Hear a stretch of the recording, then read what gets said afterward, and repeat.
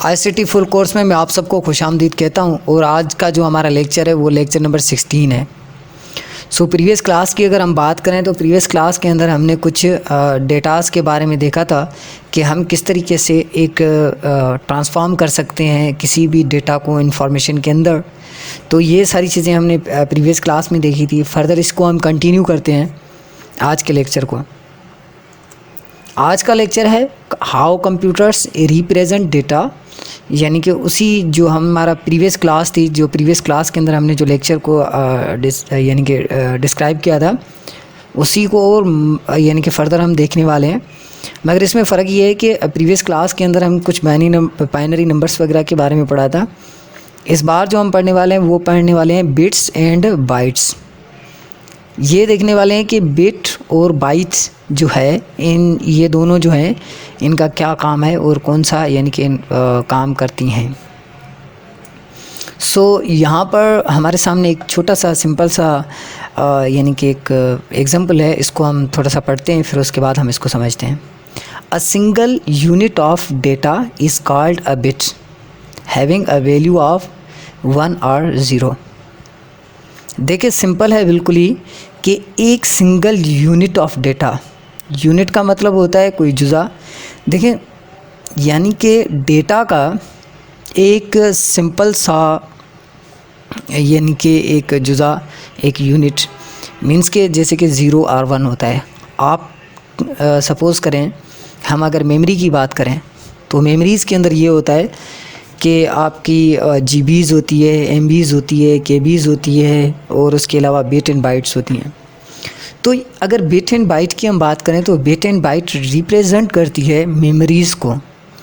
जैसे कि आप सपोज़ करें आपके पास एक कार्ड है, आपके पास एक मेमोरी कार्ड है।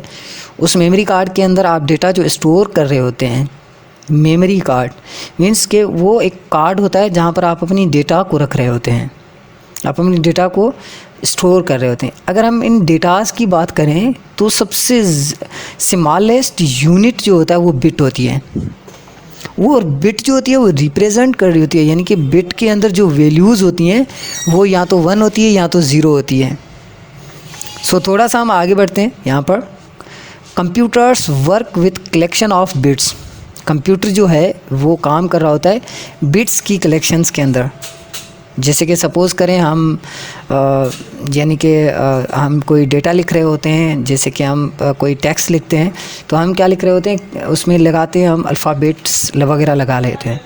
तो कंप्यूटर जो होता है वो वर्क कर रहा होता है, कलेक्शंस होता है बिट्स का, यानी कि स्मॉलेस्ट यूनिट जो होता है उसका बिट होता है और कंप्यूटर जो हमेशा काम कर रहा होता है उन बिट्स के ऊपर ही काम कर रहा होता है। देखिए आगे थोड़ा सा ये लिखा हुआ है grouping them to represent larger piece of data such as letters of the alphabets।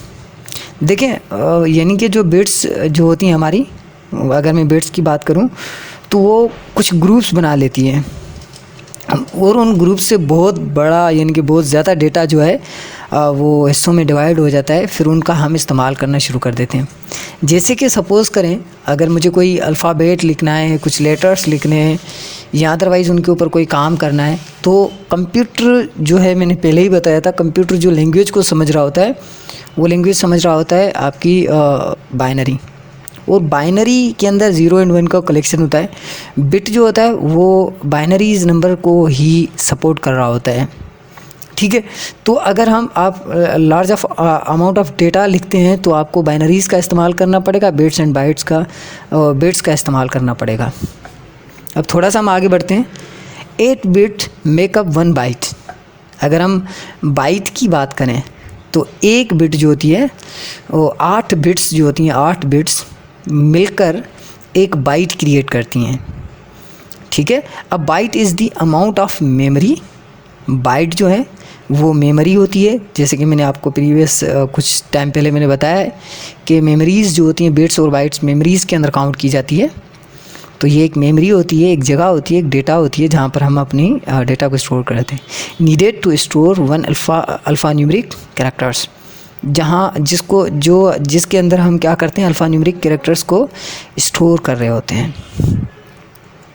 अब देखिए विथ 1 बाइट 1 बाइट की अगर हम बात करें तो the computer can represent one of the 256 different symbols of characters with 1 bite.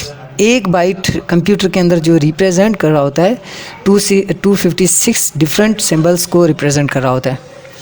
अब देखें, यानी कि अगर हम बात करें एक बिट की, एक बाइट की, तो एक बाइट के अंदर 256 डिफरेंट सिंबल्स होती हैं जिनके ऊपर जो है आपका यानी कि जो बाइट होता है वो काम कर रहा होता है, यानी कि स्टोरेज एरियाज इसके अंदर इतने होते हैं। अब हम थोड़ा सा आगे बढ़ते हैं। देखें, आपके सामने एक एग्जांपल मैंने रखा हुआ है यहाँ पर, on off on off on off on off, इस तरीके से।